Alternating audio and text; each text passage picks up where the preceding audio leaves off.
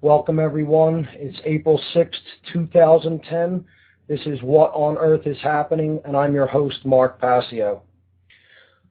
What I'll do now is just go into a very brief review of what I covered on last week's show, and then we'll get into the topics for this evening. So last week, we really began by getting into what is truth. We got into talking about how the quality of our lives is basically dictated by how much we harmonize with what actually is, with looking at what actually is and dealing with it effectively, coming into harmony with truth. The quality of our life will improve if we do that. If we do not do that and we sway away off the path of truth, the quality of our life decreases and we experience more and more suffering. This is simply how natural law works. We talked about problem solving, how if we're really to solve any given problem, we have to have enough information about the nature of the problem, about what the causal factors are of the problem that we're experiencing. If we don't have accurate and enough information about what caused the problems, we're going to be essentially powerless to solve those problems. So we have to look at the darkness, so to speak. We have to look at the so-called negative information of what is actually causing and creating the problems that we experience around us. We have to turn and confront those things and get down to the nature of the causal factors of the problem that we're experiencing if we ever hope to solve them. We also talked about that there's really only two reasons that people suffer. They suffer because they accept information which simply is not true, and they refuse to accept information which is true. So our ability to tell truth from falsehood is the most critical capability that the human race possesses in regards to what we experience and the quality of our existence. We also talked a little bit about the fundamental axioms, A-X-I-O-M, an axiom, the fundamental axioms that people hold in their lives that they refuse to let go of. They cling to them. An axiom is a proposition or a belief that is regarded generally as already being established, accepted, and self-evidently true. It's just, people just take it as, it just is this way. And unfortunately, most people's fundamental axioms simply are way off basis from the true nature of reality and the true experience as it is actually taking place on this planet. We also got into how important knowledge of self is. We need to understand that we are a reflection of the all. We are a reflection of the whole, of the universe itself. Accurate knowledge of self is accurate knowledge of the universe.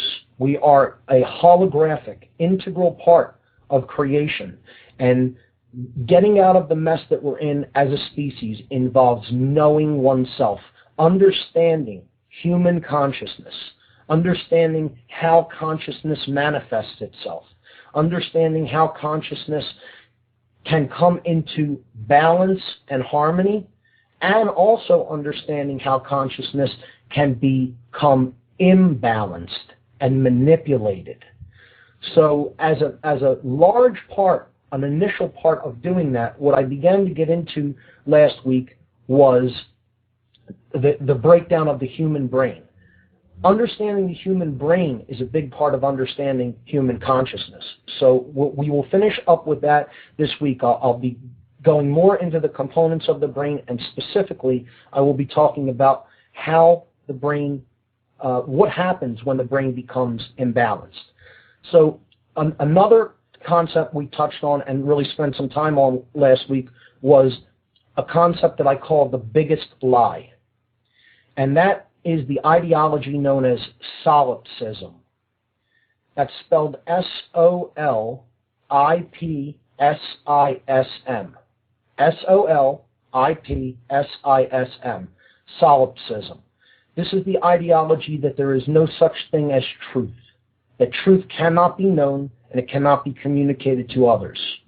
And this is the biggest lie. And what I'm going to, after I go into some of the aspects of the brain and how the brain works and how it becomes imbalanced, I'm going to revisit the topic of solipsism and then maybe open up some discussion on this, because I want people to understand the ideology that this dangerous, the most dangerous philosophy on earth, what I call the biggest lie, solipsism, leads to. The other ideologies, that if you buy this lie, if you buy into this big lie, the other ideologies that it invariably leads to.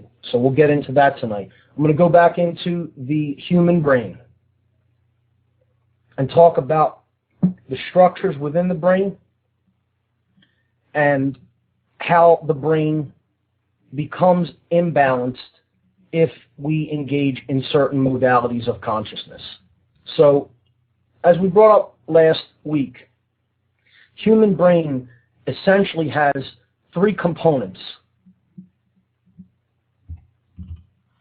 These are the reptile brain, the mammal brain, and the human brain. The reptile brain is otherwise known as the R complex. This is the brain stem. It's responsible for motor skills. It's responsible for our instinct for survival, and it's responsible for what's called the fight or flight response, making a decision when confronted with a survival situation whether you want to fight or run away.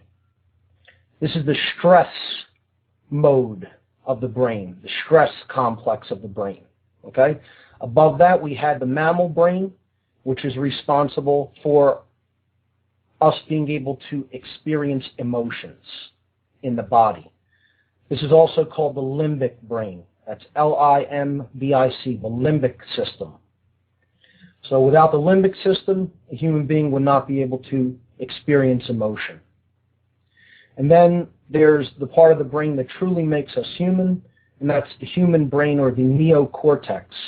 It's responsible for higher order thought functions, higher order thinking, conceptual thinking, being able to conceptualize ideas, think at a higher level, basically experience reason, compassion, logic, creativity, language, science, art, music, all of the things that essentially separate us from the animal kingdom and make us truly human.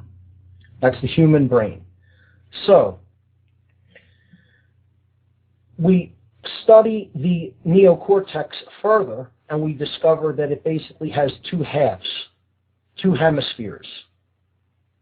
It has a left hemisphere and it has a right hemisphere. Okay? It's bilaterally symmetrical, meaning if you break it right down the middle in half, it looks the same on both sides. But there's a left side and a right side. And the left side has certain functions and qualities that it makes possible in human thought and behavior.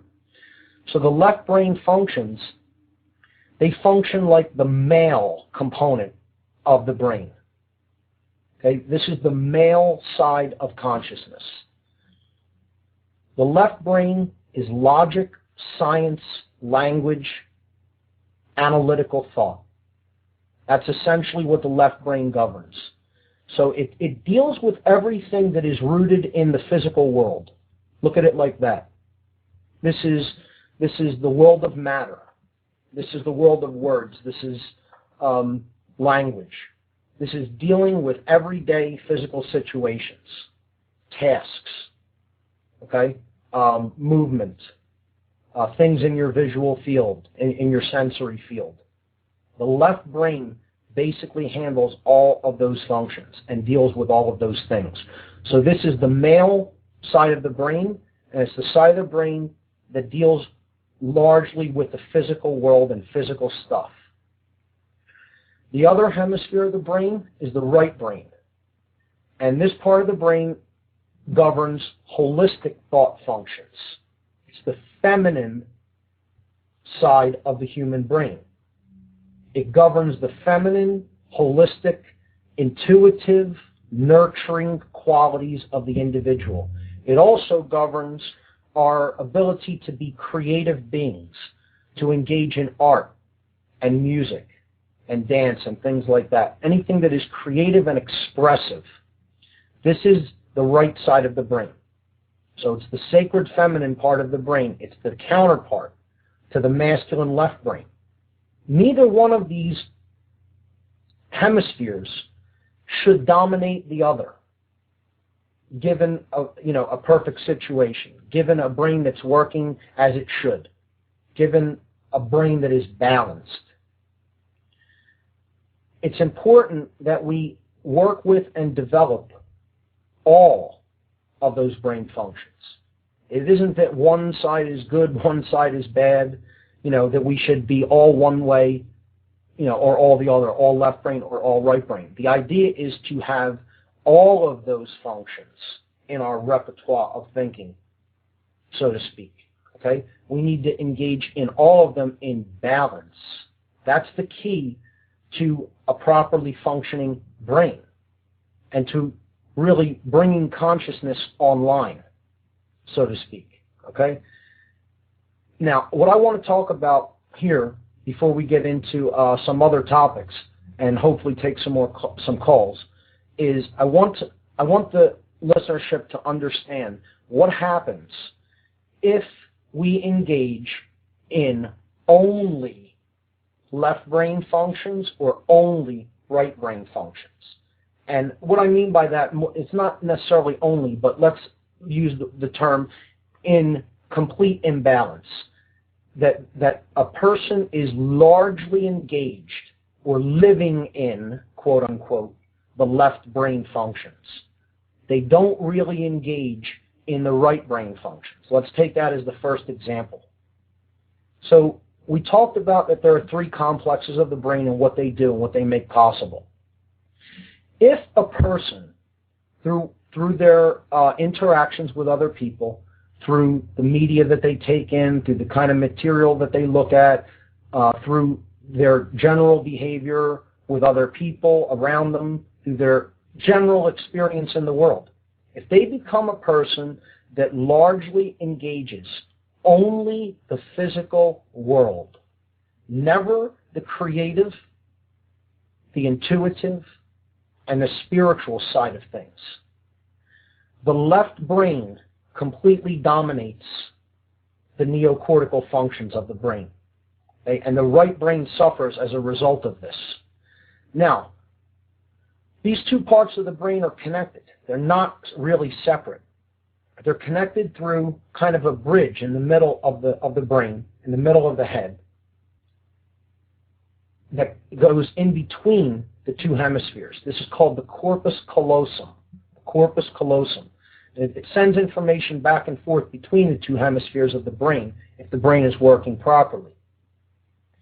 If the left brain is chronically engaged in with little to no right brain activity, so again, the physical, worldly aspect, the part of the brain that deals with all the physical, worldly stuff going on around us, okay? Things, events, matter, and just pure everyday occurrences. And there is no deeper thought to anything that is holistic or creative or spiritual. Something happens to the entire neocortex. The whole neocortex starts to basically malfunction, and it starts to not act any longer in its intended role. So what I mean by that is the intended role of the neocortex, of the higher order thought center of the brain, the human brain as it is known, will become destabilized to a point where it will not act as the executive command center of the whole brain complex, the three complexes of the brain. So how you should look at this, or an easy way to understand this is to just envision any company. A company has an executive officer that makes the executive command decisions about the direction that that company or business or organization is going to be going in. They're the CEO, okay, the chief executive officer. They execute, they make the basic decisions that execute the direction that the company is going to go in. If that CEO were suddenly to become so ill that he could not fulfill his obligations or responsibilities to the company, middle management would have to step in and take over those responsibilities. So let's look at the neocortex as this CEO of this company, and let's look at the other two brain complexes that are not as advanced, that are not as complex, that do not have the same capabilities as the neocortex, as middle management, junior management. Okay, let's look at it like that. Now, if the CEO, the neocortex, has become destabilized because it has gone into a state of left brain hemispherical imbalance, the left brain hemisphere becomes completely dominant over the right brain hemisphere. What happens is one of the other two complexes will start to assume executive control over the whole brain, and therefore essentially over the behavior of the individual. So I'll say that again. If the left brain hemisphere becomes completely dominant, one of the other two complexes in the brain, since the neocortex has now become damaged, it actually has become physically damaged. Neurons don't fire in the proper way. Neural connections aren't made in the proper way, and the areas of the brain actually become darkened. There is no electrochemical and neural activity in certain areas of the brain that there should be chemical and electrical activity if the neocortex is functioning properly and making good, reasonable executive decisions. Okay? So what happens when the left brain becomes dominant is the limbic brain, or the emotional brain, suffers the most, and it starts to shut down, not function as it should, by sending the chemicals that help us to experience our emotions into the body. Therefore, the person becomes largely emotionless and not truly capable of experiencing emotion in the same way that a healthy, holistically functioning brained person would experience and feel emotions in the body. This person then becomes governed, becomes owned by the R complex, the reptilian brain.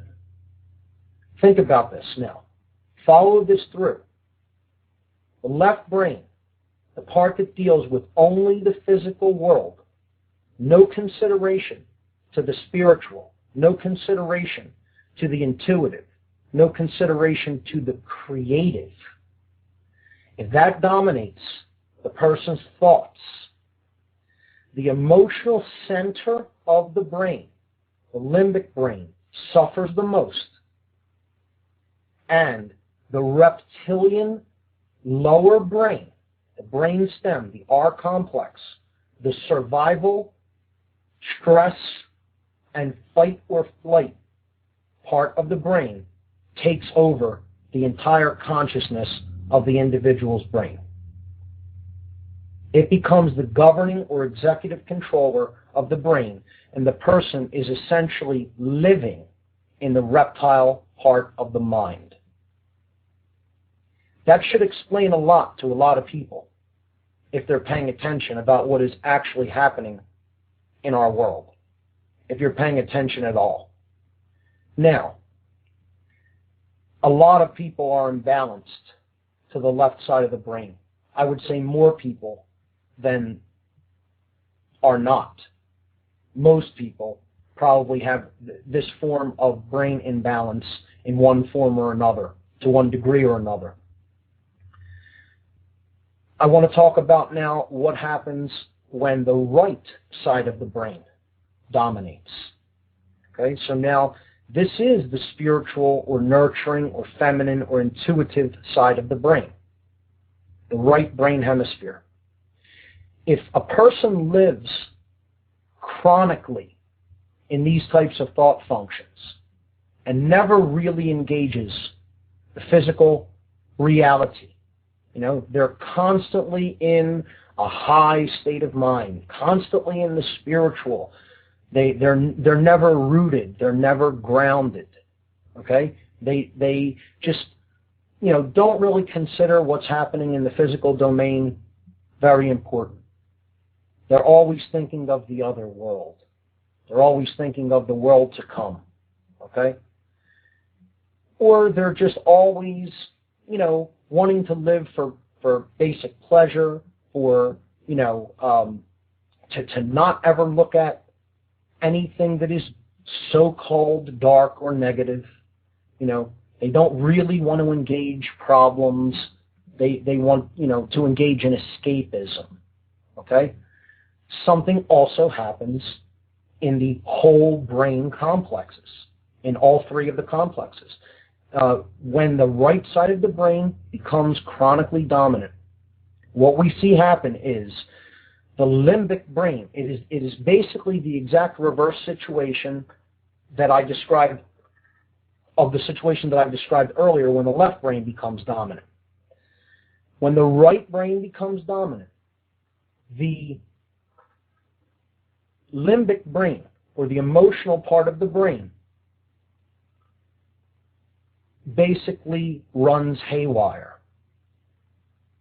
The exact reverse of when the left brain becomes dominant. The emotional brain shuts down in that instance. When the right brain is dominant, a person is essentially a slave to their feelings and emotions. They can't really control that which is going on within them. They either live in fear, or they become somebody who really can't discern truth because they'll believe whatever they're told. They become far too passive. Okay? The left brain imbalance makes someone become far too aggressive. But right brain imbalance makes someone become far too passive, essentially allowing themselves to be walked on. This is because when the brain becomes imbalanced in this way, the reptile brain, okay, the R complex of the brain, essentially is shut down. It's the exact reverse of the other kind of brain imbalance. So when the left brain is dominant, the limbic brain, the emotional brain, shuts down, and the person becomes governed by the reptile brain, the R complex. When the right brain hemisphere becomes dominant chronically, the exact reverse takes place. The reptile brain that governs instinct and survival, okay, that part shuts down, and the person lives in the part of the brain that takes over the consciousness is the limbic system. This person basically has runaway emotional states. Okay, so let's look at some of the qualities and worldviews that come into being when one of these states of consciousness takes over. When one of these forms of brain imbalance or another occurs. Well, when a person becomes completely imbalanced chronically to the left brain hemisphere, the male part of the brain, they become a dominator. They want to control other people. They want to control other people's actions, the decisions that they make over their lives. Okay? They'll often become physically aggressive toward other people, okay, if they don't get their way. So this is the master form of brain imbalance. I call this the schism of the mind. And it happens right behind people's forehead. Right behind your eyes is where this takes place. And just about everybody out there has one form of brain imbalance or the other, toward the left or to the right, and in some cases both. Okay? The right side of the brain, when that becomes chronically imbalanced, you get all of the slave tendencies of the brain. So a person becomes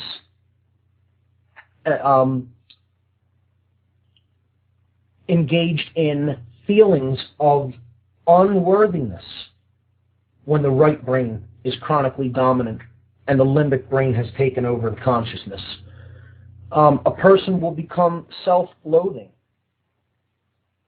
never thinking that they're good enough or worthy. Unworthiness, self-loathing. A lot of times, addictive tendencies will creep in. A person will become an addict of one form or another if their right brain is completely dominant. And they'll become basically people who are willing to follow whatever orders they're given and become a willing slave. That's essentially the consciousness mode that people in right brain modality will eventually go into.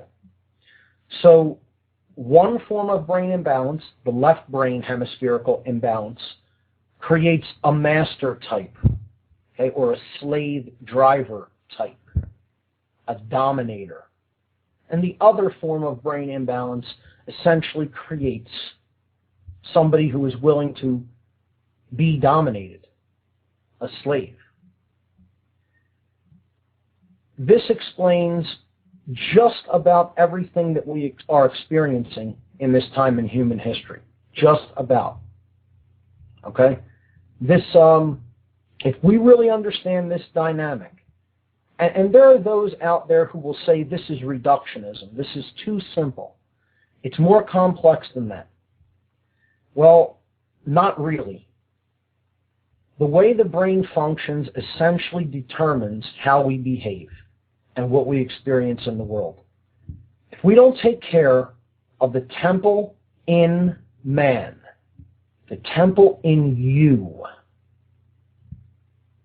we're going to experience negative consequences because we're not taking care of the greatest gift that has ever been gifted to our species.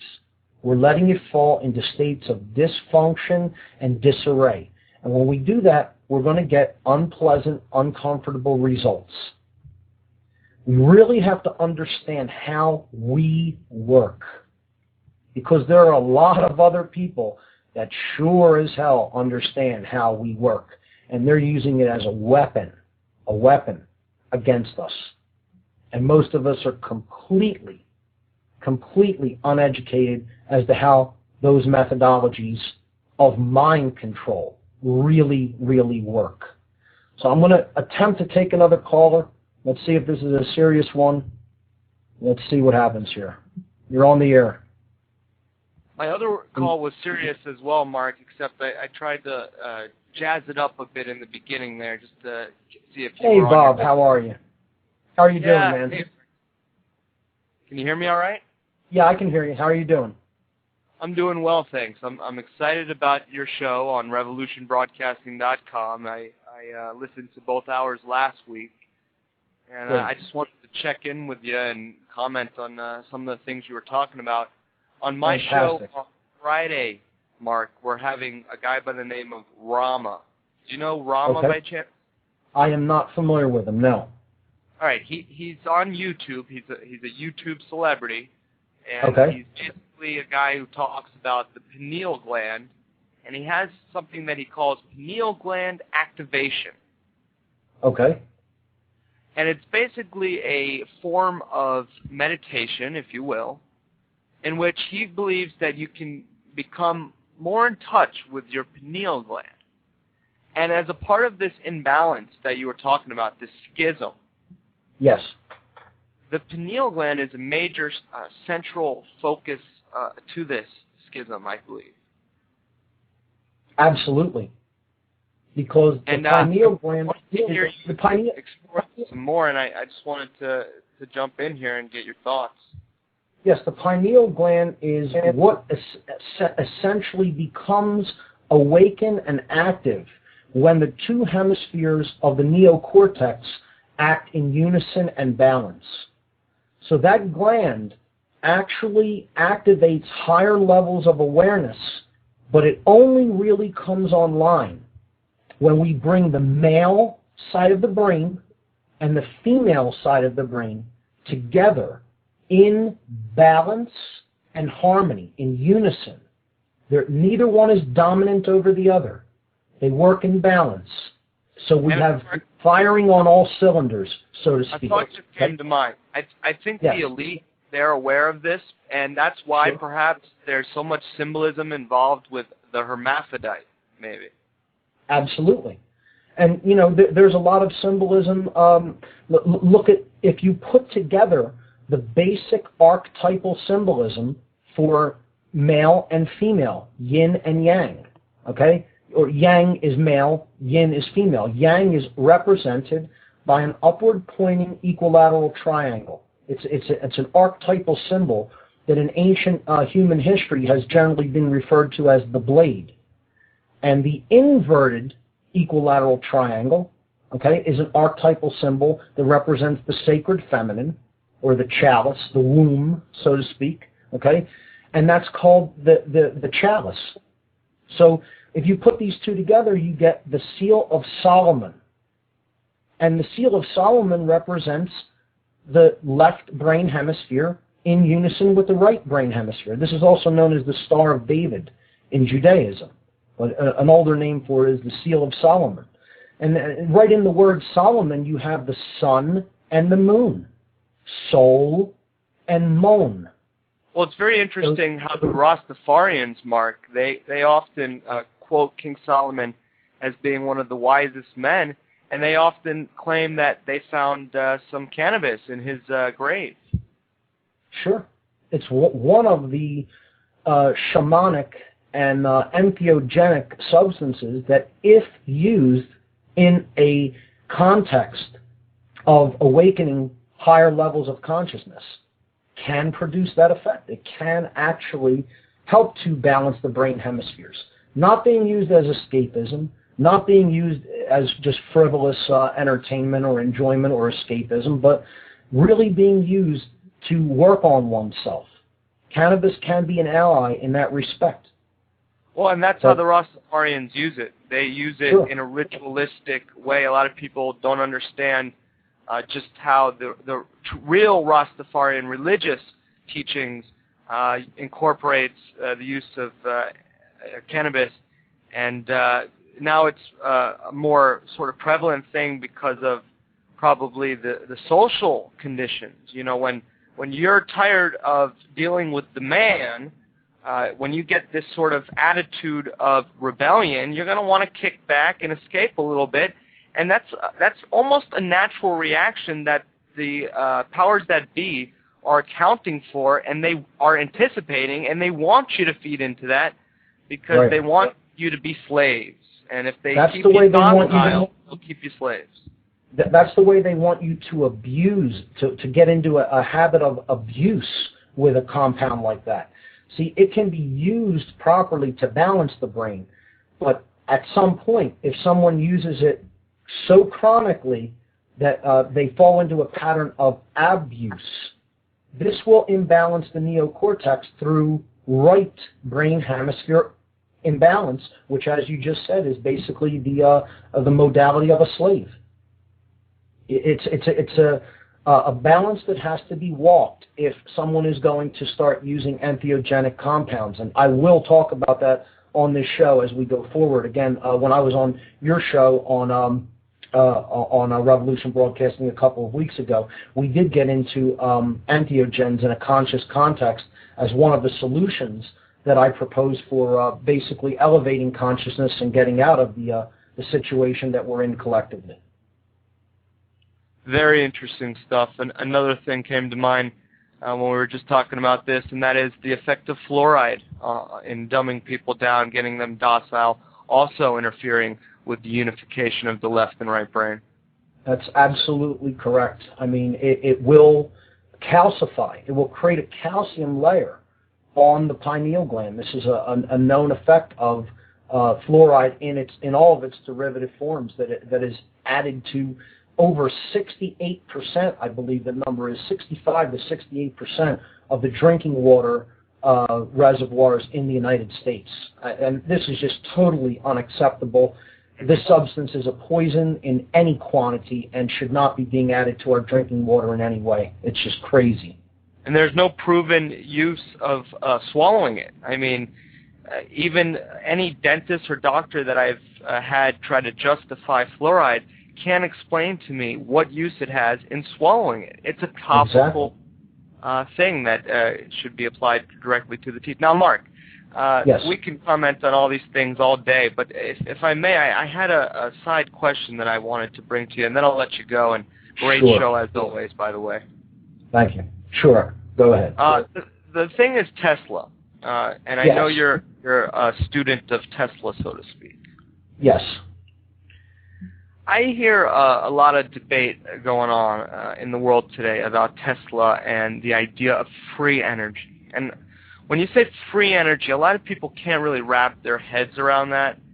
Right. And I believe personally that there's going to have to be a paradigm shift where we move to a scarcity-based system of control to an abundance-based system. And the best example I can give of this is a test that Pavlov did with chickens, in which he provided his chickens with an abundance of food and water so that whenever they were hungry or thirsty, they would just go to the dispenser and there would be food and water always there. Well, he observed their behaviors and they acted, normal. They would go when they were hungry and they would get some food or water whenever they needed. And they always knew it was going to be there. When he introduced the concept of scarcity to their food and water system there, their behaviors changed. He could get them to hoard, which became a new concept. Hoarding was something they weren't doing before. He could get them to steal. And when there was times he could get them to fight one another or even kill one another for the food. So all these aberrant behaviors occurred as a result of controlled scarcity. Yeah, we have manufactured scarcity. I absolutely agree. I've said this a million times, and I'll say it a million more. The control of energy and resources is the control of people. And energy is one of the biggest ways that we are controlled. And oil is essentially the currency that is running the world. It's what's making everything that we base our civilization upon go. What Tesla discovered is that we don't have to have this scarcity and lack-based energy system that people always war over, okay? Because, again, like you said, once they're put into a scarcity-based mindset, they go right into the reptile consciousness, right into the reptile mode of the brain. Because you know what the ultimate manipulation of scarcity-based mind control is? What's that? The scarcity of safety or our lives. And that's part of the fear mechanism with false flag terrorism and all these other things. If they can get you to fear because you have a lack of security, scarcity of security, it's another way to look at this. And it's everywhere. When people fall for that, they will always be living in the R complex of the brain. They will always be in that fight or flight mode, the stress mode, the fear mode. Very interesting. To go back to Tesla and what he realized was possible, what he had proven was possible, is that we could hook energy systems right into what he called the wheelwork of nature. When we talk about free energy, specifically when I talk about free energy in relation to Tesla's technology, I'm not talking about some of the more advanced energy extraction from the quantum vacuum, or what's called zero-point energy. Now, Tesla may have experimented a bit with that, but essentially the Tesla technology, free energy, quote unquote, is what I call shared free energy.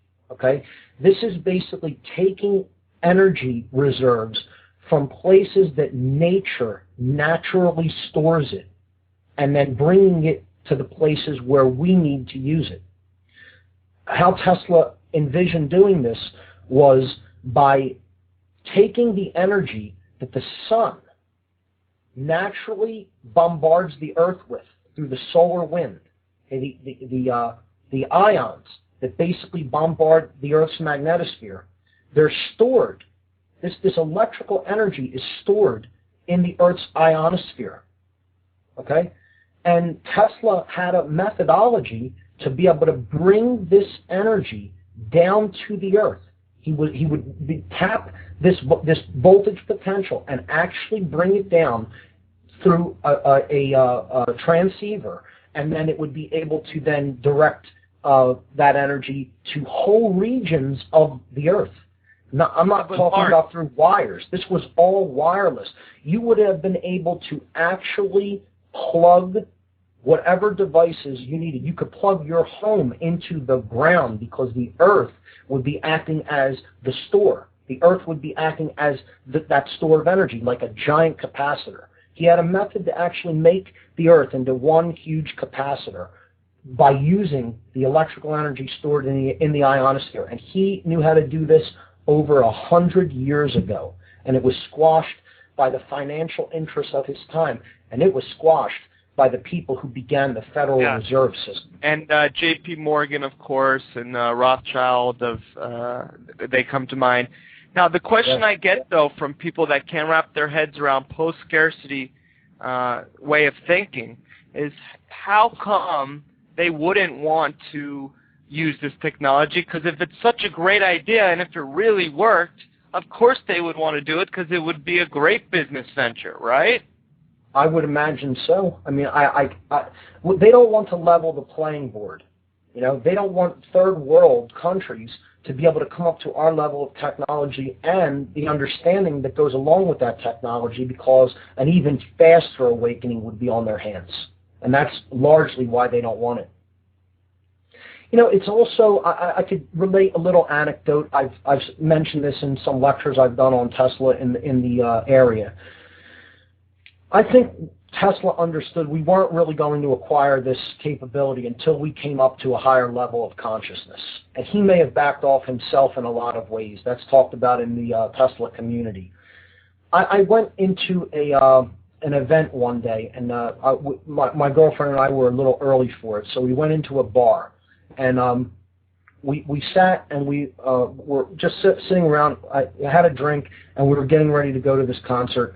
And I sat there and I was starting to talk to a gentleman at the bar.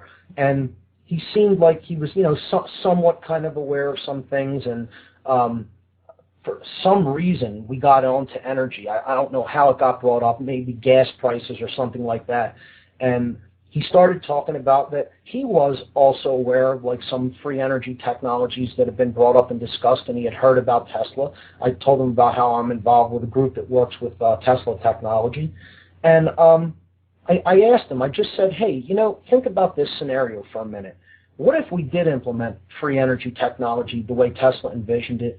We could bring energy down from the ionosphere, send it all around the world. Everybody would have essentially free electrical energy that they could tap at any time, any place. I said, think about the economic models that the Middle Eastern countries are based upon. Their whole economy largely is based upon their oil exports. So what do you think would happen to those nations and all of the people in them if suddenly oil became largely worthless? And you know what his answer was to that? Can you guess what his answer might have been?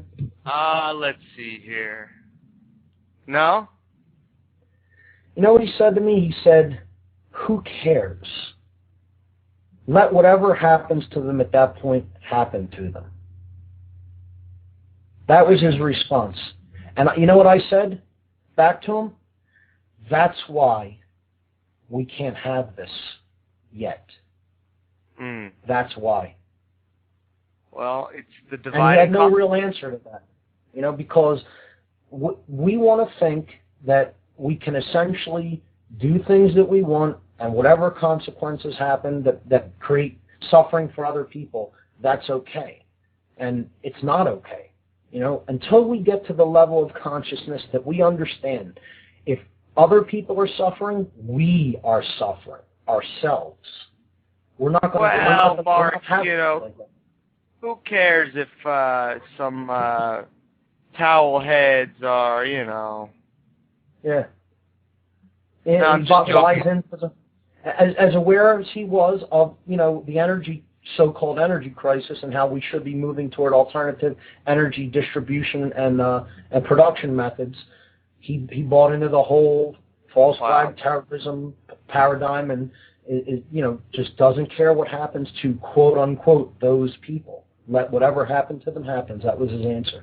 And my response was, until we get out of that level of consciousness, we won't develop free energy technology and be able to use it to benefit humanity, as we should have probably been able to do over 100 years ago.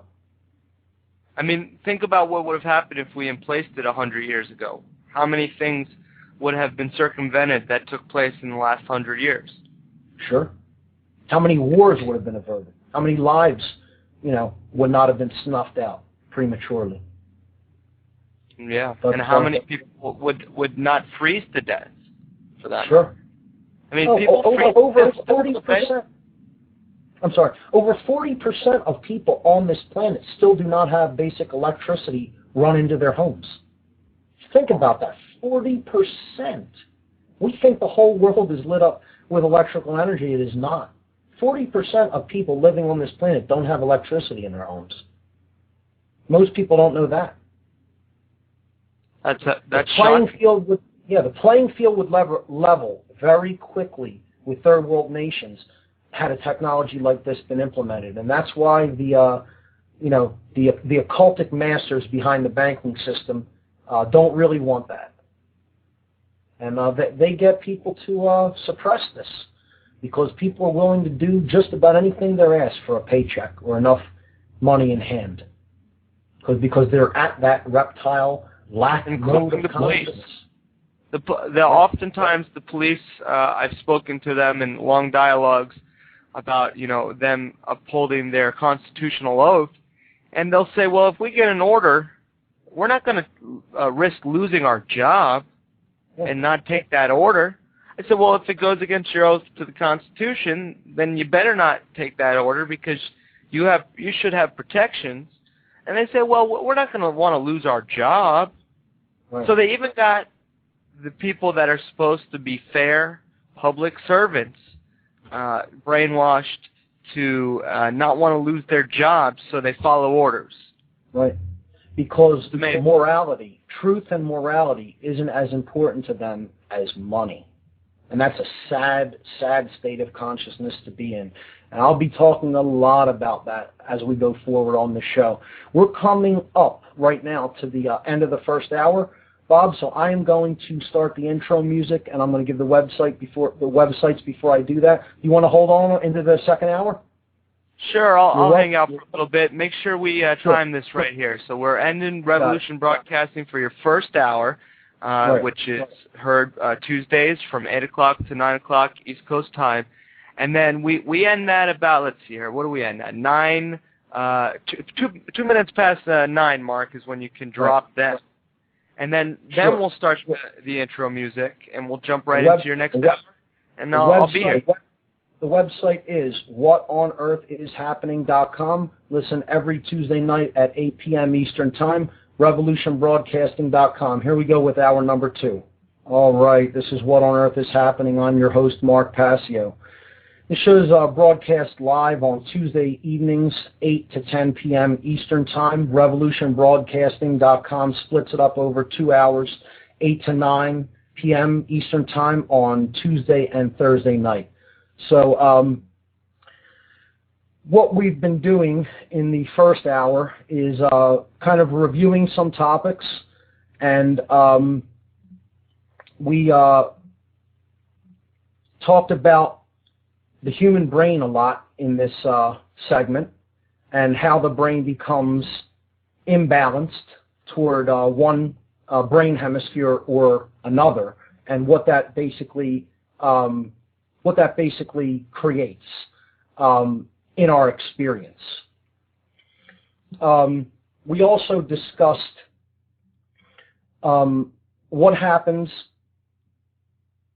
when we diverge from an understanding of what actually is taking place in the world, when we refuse to acknowledge and admit truth into our lives, how the human experience becomes degraded when that happens. And when we come into harmony with truth, and when we accept it and basically live according to the principles of natural law, the human experience essentially flowers, opens up, and really becomes something that is really worth participating in, and of a much higher quality than if we exist at lower levels of consciousness. So I started taking some calls in the first hour, largely related to the human brain, and Bob Tuskin from theylie.com called in, and we were talking about the pineal gland a little bit, and we got into scarcity and how that affects the consciousness, artificially induced scarcity, particularly when it comes to energy. We talked a little bit about Tesla and free energy technologies that have been suppressed. And Bob decided to hang on the line with me and go a little bit more into some of this in hour number 2. I'm glad that he did. So, Bob, are you still on the line with us?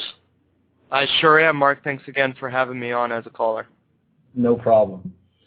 So, essentially, we were talking about scarcity and how that affects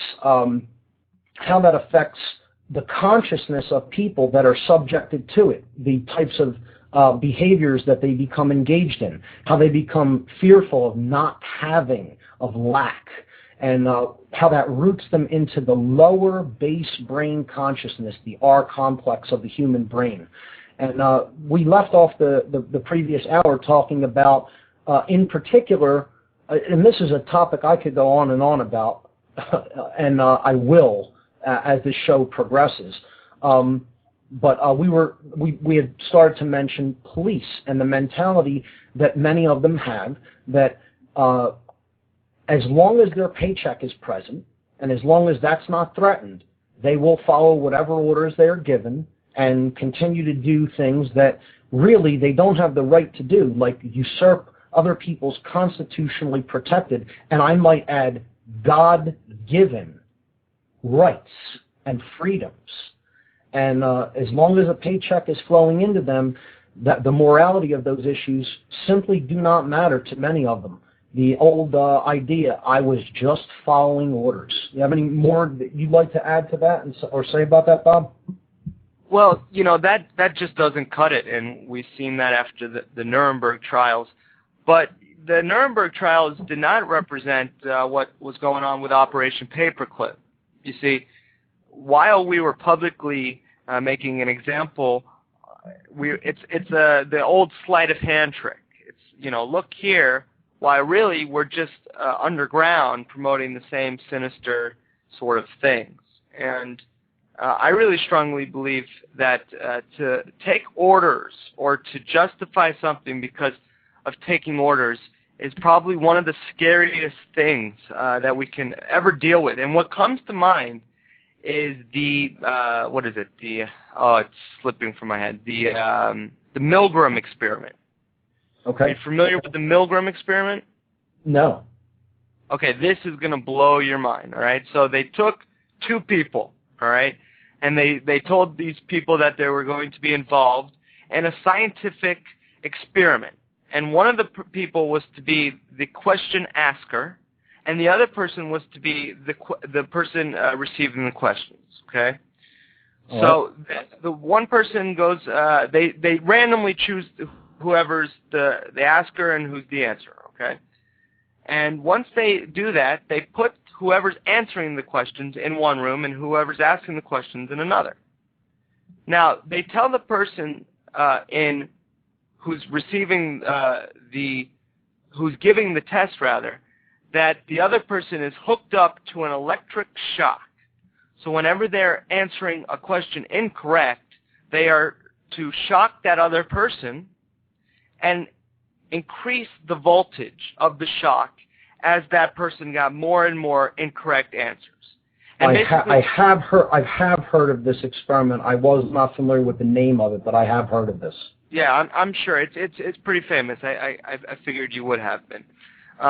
So let me just finish it, and I'll get your take, because I think it's very telling to what we were just talking about here.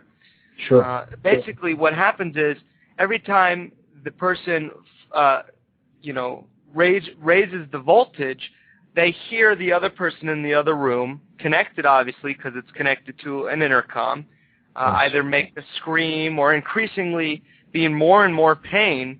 Yes. And even though they're about to, according to what's in front of them, shock these people to unbelievably toxic levels of electricity, they continue to administer the experiment simply because they're told by the person in the lab coat that if they stop, it will compromise to keep going. But they don't, even though they hear the person screaming and death and pain and eventually stop screaming, they keep going. And do you know how many people went all the way until the end? I would say almost all of them. I would say, I'd guess over 90%. That's shockingly true, Mark. And they did this experiment originally, I think 20, 30 years ago, and it was only like 85%. And they did it more recently, and folks, we're no better off than we were then. We're worse off.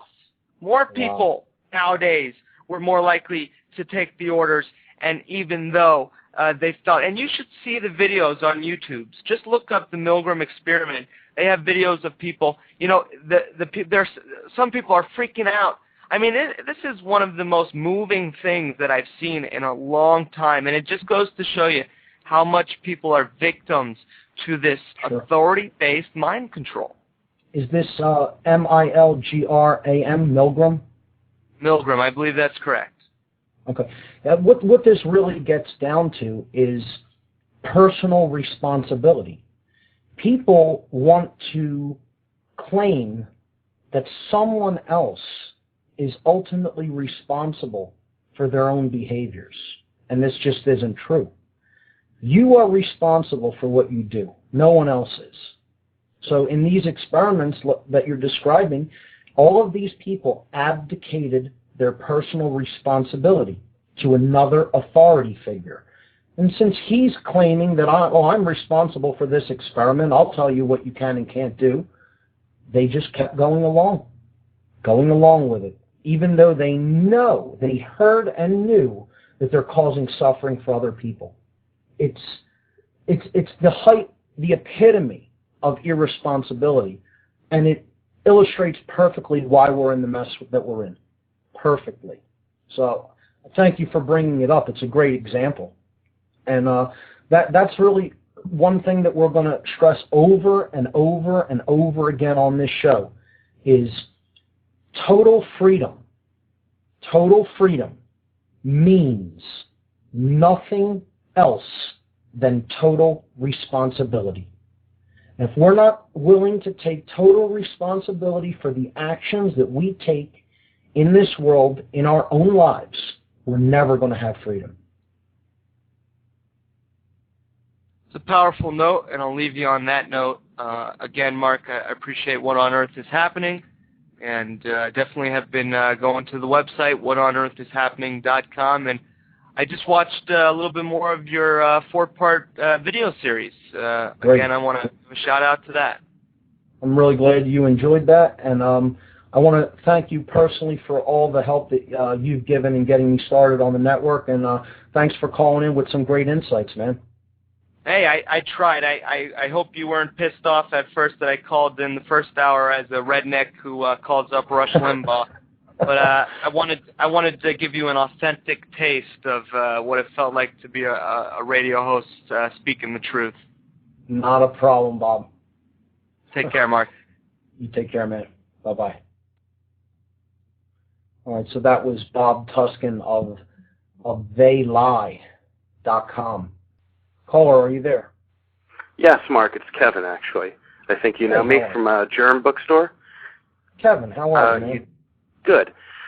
I just wanted to say, in addition to the conversation that you gentlemen were just speaking of when it came to specifically abundance and scarcity, I just kind of wanted to interject an Aristotle quote that I've come across recently, and that's, poverty is the parent of revolution and crime.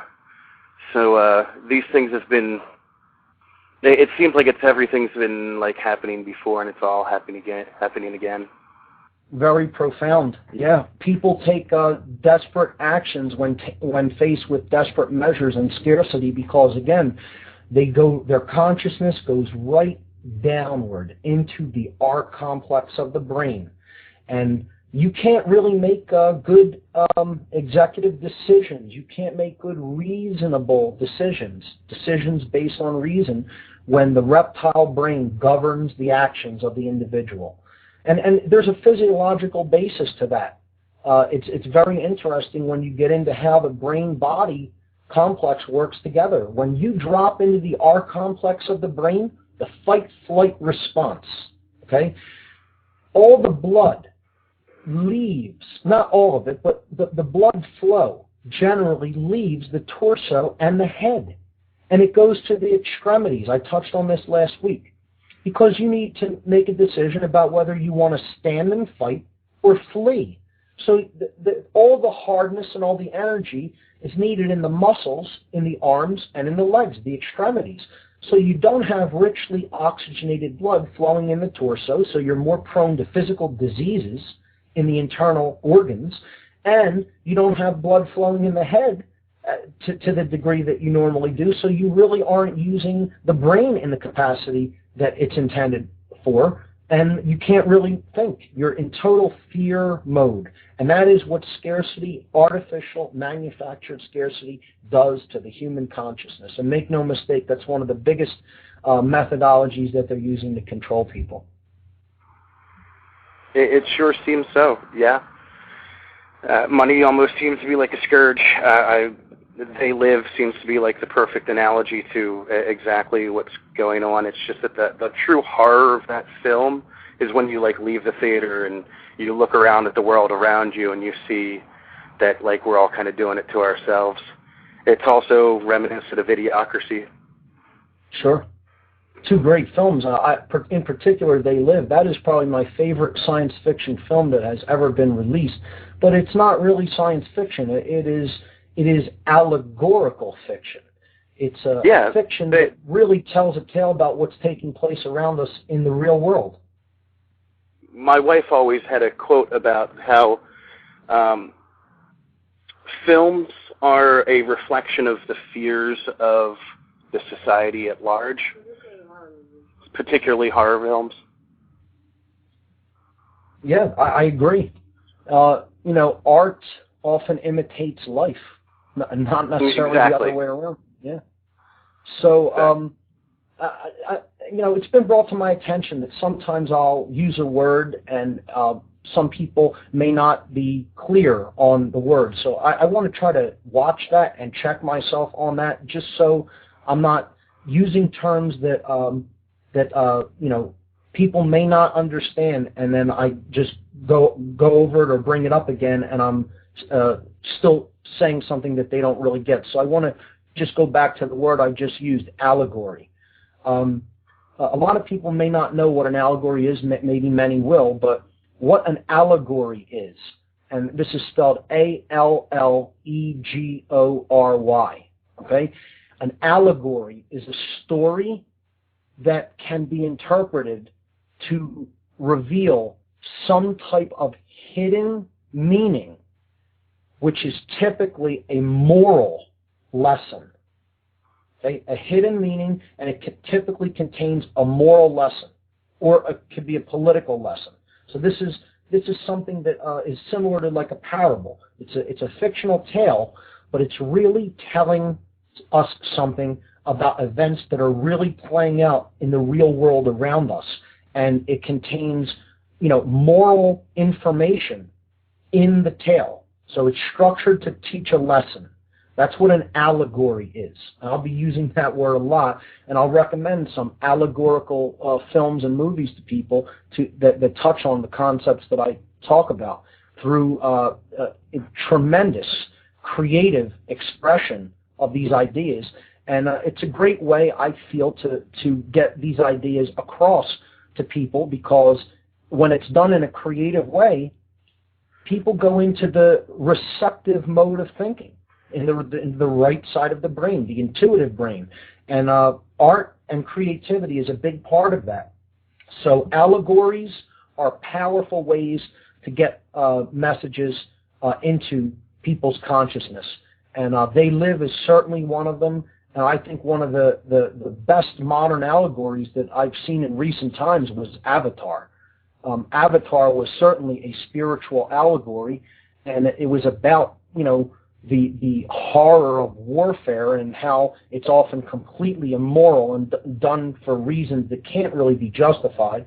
And I think, the destruction of indigenous lands and the indigenous peoples as well, and how the basic plight of indigenous peoples everywhere against companies that are constantly out to gain more land. Yeah, and resources. That's absolutely exactly correct. Yeah. And it's very telling that most U.S. military bases didn't want that film shown anywhere on their grounds, because they understand the power of allegory for reaching the human mind and specifically for reaching the human conscience. And they don't want soldiers understanding that message. They don't want it seeping into their consciousness, because they want to keep them right where they have them, in a total state of mind control. Yeah, just because you're paranoid doesn't mean the Matrix doesn't already have you. Right. On that note, thank you for having me on. I want to get back to listening to you. I really thank you for calling in, man. Always a pleasure to talk to you, Kevin. Thank you. Take care, man. Okay. So, let's see. What can we go into next? Made the announcements about freedom to fascism and the Fed. We talked about the human brain. When Bob Tuskin called in, he talked about the pineal gland. So let's get into that a little bit, because this is intricately related to structures in the brain, and this is really related to brain balance. So in the last hour, we talked about brain imbalance. Okay, let's talk about what happens when the brain hemispheres are balanced. Okay, so when you bring the left and right brain hemispheres into conjunction, into unison, into harmony, one brain hemisphere is not dominant over the other. You have a balanced brain. The human neocortex, the higher order thought center of the human brain, acts in its proper role as the executive command center, the executive functions of the whole brain complex. Okay? That is as it is intended to be. That is a healthy, functional, fully functional human brain. The person isn't governed by an out-of-control emotional state, nor are they governed by total fight-flight response and stress mode and the desire to control other people. So when the brain is balanced, a person is neither a master nor a slave, not a master of others, nor a slave of others. They are a master of themselves. They have achieved a state that I call dominion. This is self-ownership, self-governance, self-rulership. In other words, that being isn't divided anymore amongst themselves. As they think, so they feel, and so they act in unison. The three modalities of consciousness, thought, emotion, and action, come into harmony with each other. And the third eye, or what has been called the one eye, the all-seeing eye, the human pineal gland, which is exactly in the center of the head. It's inside what's called the middle chamber, which is the limbic brain. The limbic brain has a lot of different components in it. The emotional part of the brain that generates the chemicals that help us to feel the emotions that we experience in the body. You have the hypothalamus is in the limbic brain. You have the hippocampus. You have the amygdala. You have the pituitary gland. And you have the pineal gland. So this is like a cone-shaped gland directly in the center of the head.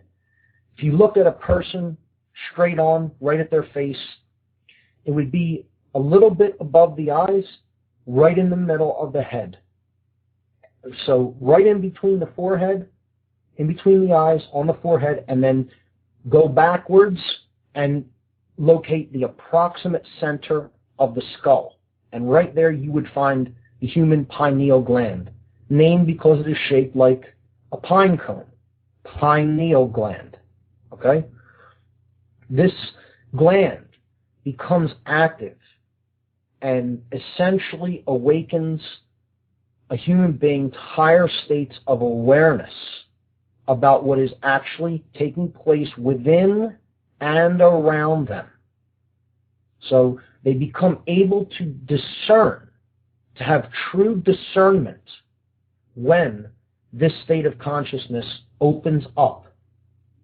And this is done by balancing the brain hemispheres.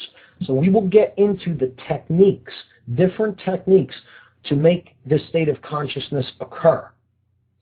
And I have a whole series of solutions that helps balance the human brain and the human consciousness and bring them into unison.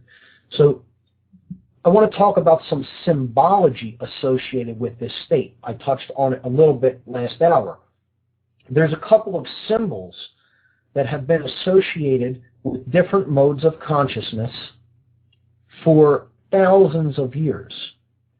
One of them is the male aspect of being, okay? The male side of the consciousness, what's called the yang energy. And the general symbol that this form of consciousness was the symbol that was used to describe this modality of consciousness was called the blade. This is an upward pointing triangle. It's a rudimentary phallic symbol representing the male phallic organ. Okay? This is associated with action, with anything that goes outside of oneself and interacts with the world around oneself. It is the active male component. And the reason that it's associated with a phallic symbol is because that is the thrust force. That is the force through which we project outward to others around us, our actions in the world. Okay? This is associated, the symbol is associated with the left brain hemisphere. Okay? An upward pointing triangle. The reversal of that symbol, of this archetypal, okay? This means just a general form is what archetypal means. It's rooted deep in the subconscious. It is just something that we intuitively recognize and are aware of at very deep subconscious levels. So it's an archetypal symbol. Okay? The inverted triangle, the point is pointing downward. Okay? So this is a rudimentary womb symbol. Okay? It is shaped like the feminine womb. This inverted triangle is known as the chalice. in different ancient symbolic systems. This is the sacred feminine energy. This deals with emotional states. It deals with the right brain hemisphere. Okay? This is the part of the part of the consciousness that is looks inward. Okay? This is the internal aspect of consciousness. So it is largely dealing with our emotional states. And when we bring these two together, we have a very recognized symbol in different cultures. And it's been used throughout the world to describe the state of consciousness when one has a balanced brain. Now, that's not always the way it's used, but in general, that is the archetypal symbol known as the Seal of Solomon. And it is the interlocked, not one on top of the other, not, both of them completely intersecting, the interlocked blade and chalice. This state of consciousness is often called the chemical wedding, because the chemical and electrical activity of the human brain is functioning in wholeness, in oneness, in harmony. And it's called the Seal of Solomon because the male side of the brain is representative of the active solar yang energies. Okay? The action is associated with the sun and daytime. So the word for the sun is soul, solar energy. Soul, S-O-L. And then we have the lunar form of consciousness, the feminine, the sacred feminine consciousness. This is the moon energy, the right brain. So when they come together, it's the chemical wedding. It's the state of a balanced brain and the beginning of the awakening of the pineal gland, or the all-seeing eye. We'll talk a lot more about that symbolism as we go forward. And that's the Seal of Solomon, the six-pointed blazing star, as it is known. And that is the symbol to represent that state of consciousness that I think we need to ascribe to. We need to make that our goal if we're really going to come out of, again, the problems that we're facing as a species. We really need to work on ourselves, work on, again, what different mystic traditions have called the temple inside mankind. Okay? And that's the human brain. I can't stress it enough. It is really the underlying focus, the underlying causal factor of what generates our experience in the world. And this is not reductionist thinking or reductionist philosophy. It can't be overstated. It can't be over calculated how important the brain is to what we experience. Yet you see people doing all kinds of crazy, destructive behaviors to the brain through substance abuse, through engaging in activities that will damage the brain irreparably, riding a motorcycle without a helmet. How about cage fighting, or even boxing? Not much respect for the temple in man. Individuals like that don't have. To desecrate a gift like that for whatever justification or money or paycheck you might be getting, I can't personally see it. The brain is too precious to me. I understand what it makes capable. I understand what the brain generates, the experience that it generates in the so-called external world that we experience. It's all a reflection of what's going on inside us. It really is. So I think I'll leave the exploration of the brain there for now, unless there are any other callers that want to call in and talk about it further. Let me give the call-in number one more time. The call-in number for the show. Anybody's free to call and discuss any of these ideas.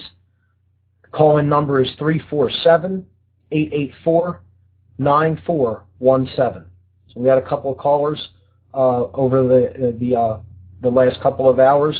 Anybody else wants to call in? 347-884-9417. And our topics, we're generally, going to try to unpack and break down a little bit more. We're talking about tonight the human brain, how the brain becomes imbalanced or balanced. Okay, but largely we talked about how it becomes imbalanced and the kind of consciousness that leads to. We can get into the symbolism that I talked about a little bit if you want. And what I'm also going to start breaking down and really getting into now is what I call the big lie. And I talked about this last week, and I'm going to break down this concept even further this week. And that's the ideology known as solipsism. So I'm going to spell that again for people that want to look into it and research it a little bit. And again, I can't overestimate how dangerous this ideology is.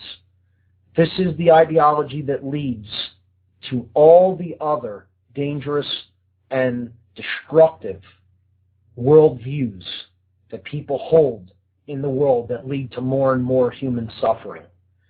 Solipsism. SOLIPSISM. Something that maybe perhaps not many people have heard of, but if you listen to this show, you are going to hear about solipsism, because this is what I call the biggest lie. This is the lie that if you buy into, essentially the spiritual journey comes to a halt. It really does. Because the spiritual journey is about seeking truth. That's what it really is ultimately about. And if you buy into the notion that there is no such thing as objective truth, which is what solipsism claims, this is the notion that perception is reality. That's solipsism. Perception dictates reality. So however I perceive it, that's what the truth is. The truth isn't something that I discover. It's something I basically make up based on my personal preferences, what I'm comfortable with, and the information I have at any given moment. And this is the ideology called solipsism, that nothing really exists independently of the individual who is observing anything. Okay? There's no external reality. There's no external truth. Whatever I decide is the truth, essentially that's what I'm going to, how I'm going to live my life according, what I'm going to live my life according to. What I describe this as is someone attempting to become their own personal arbiter of truth. The arbiter of truth. That's what the solipsist is. A person who subscribes to the notion that there is no such thing as objective truth, that nothing can be known in and of itself, that only perception governs reality. This is the most dangerous ideology that exists on earth. And talk to people. More people believe in and subscribe to this ideology than you would ever believe or imagine. This ideology is out there. This ideology is totally lived by towards so many people, through so many people, that you would be shocked and appalled if you understood how many people really subscribe to this. Okay? And if you're a subscriber to that ideology, I've said this before, and I'll say it again, there's no point in you even bothering listening to this show. You might as well turn it off now. I could teach you nothing until you come out of that state of mind. If you don't believe that there is actual events that take place and they can be known, and that's called the truth of what happens on this planet, on the earth, then there's really no helping you. You need to use your will to come out of that state of mind, because there is nothing else that can really be said about it except that it's complete nonsense. It needs to be thoroughly renounced and rejected. There is such a thing as truth. It is that which is. If you want to get real scientific and technical about it, how I refer to the truth is, it is the wave functions that are spoken of in quantum mechanics, the waves of possibility. Okay? All the possibilities that existed in what we know of as the past, that have coalesced, that have condensed, that have collapsed, and become actual events in the now, in the present moment. That's what the truth is. It's that which has actually already occurred, that which has undergone the formality of actually taking place and occurring in the world. I believe that's how Alfred North Whitehead described what he termed the truth. Okay? It is that which has undergone the formality of actually taking place. It's not up for debate. It's that which is. It already occurred. It happened. It happened. Now, whether we discover truth is a whole different story. But it exists. And that's the first and only, what I describe as the first and only prerequisite leap of faith that must be taken on the entire spiritual journey. And there is no other belief or faith that is required after that initial leap of faith, to believe that there is such a thing as truth. Because at first you don't know that there is such a thing as truth. You do have to have some form of belief that truth exists to go seeking it. You don't have it at first. Okay? A truth seeker doesn't actually already have the truth, otherwise he wouldn't be seeking it. So that's what solipsism is. Okay? Somebody who believes there's no such thing as truth and doesn't really ever begin the spiritual journey. In darker occultic orders and movements, this state of consciousness, and I know this from first-hand experience, is referred to in different ways. Dark occultists who are actively using techniques of mind control upon the general population of this planet they have a name for people who have bought the biggest lie. They have a name for them. They have several names for them, actually. But there is one overarching name that they give to people who subscribe to this ideology. They call them the dead. The dead. Imagine this. There are people out there who refer to living people because of how completely off the mark they are about the nature of the reality in which they live. They call them the dead. And they have another name for the solipsist, the person who thinks they're the arbiter of truth in the world, that truth doesn't really exist. We get to make it up. Our perceptions are what the truth is all about.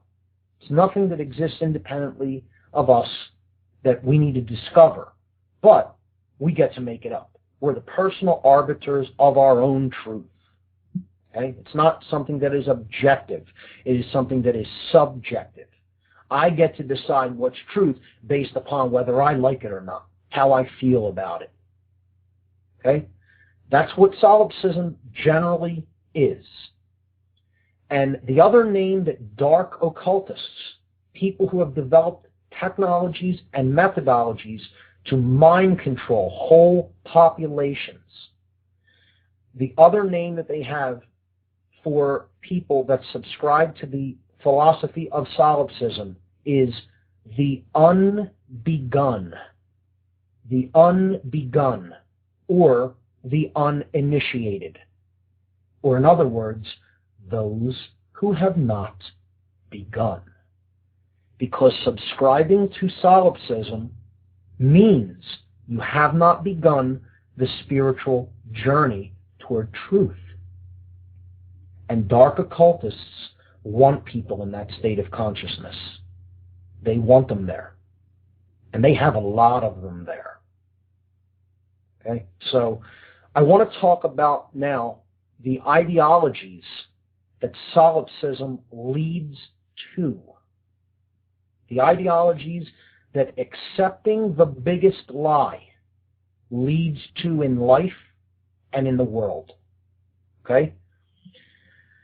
Well, if there is no such thing as truth, most solipsists believe that there is no such thing as God. So atheism goes hand in hand with the ideology of solipsism. Some would say atheism is the root of solipsism and solipsistic beliefs, and some would say atheism flows out of solipsism, the idea that there is no truth, therefore there is no God. Or vice versa, there is no God, therefore there is no truth. Okay? Solipsism is the idea that I get to determine, based on my personal preferences, what truth is. Therefore, it leads, inextricably leads, invariably leads, unwaveringly leads to an ideology known as moral relativism. Moral relativism. Solipsism leads to moral relativism. This is the notion that there is no such thing as objective right and wrong. No such thing. Since there is no truth, no objective truth, a solipsist claims, there is no such thing as objective morality. No such thing as objective morality, because after all, if I get to determine what truth is, I also get to determine what morals are. What is moral, what is not moral? It's based on my personal preferences. What's good for me is good. What's bad for me is bad. Doesn't matter how it affects anybody else. I get to make it up. After all, there's no truth. After all, there's no God, so there's no such thing as natural law consequences for our actions and behaviors, right? So that's moral relativism. There's no such thing as objective morality. Morality is completely subjective and based, once again, in the perceptions of the beholder. This is complete and utter nonsense. Nonsense. Of course there is such a thing as moral right and moral wrong.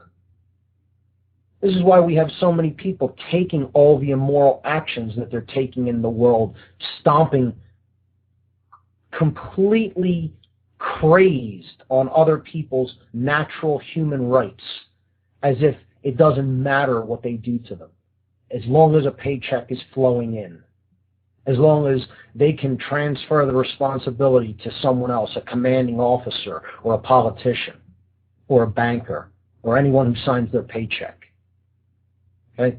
This ideology of solipsism invariably, when one subscribes to it, leads to moral relativism.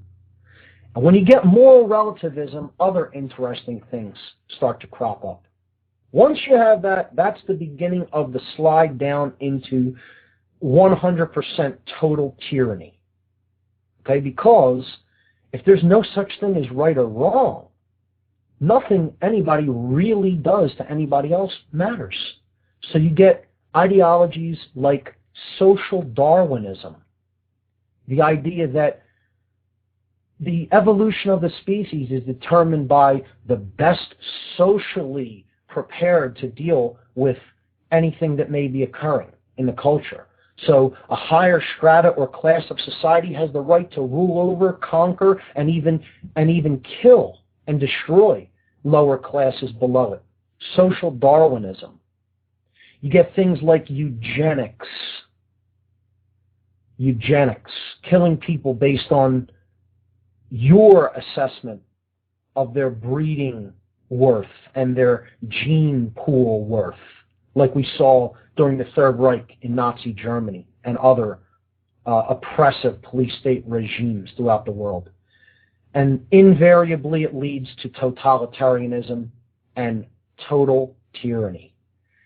And we're going to get into that more. We'll unpack all of these ideas and concepts as this show progresses. But I'm going to leave it off there for now. I think that's given people a lot of things to think about. I'm glad we had some callers this hour. Please come out to these events that are planned in Philly that I mentioned earlier. And I'll see you guys next week right here on What on Earth is Happening. I'm Mark Passio. My website is whatonearthishappening.com. The network is revolutionbroadcasting.com. I'm signing off. I'll catch you guys right here next week.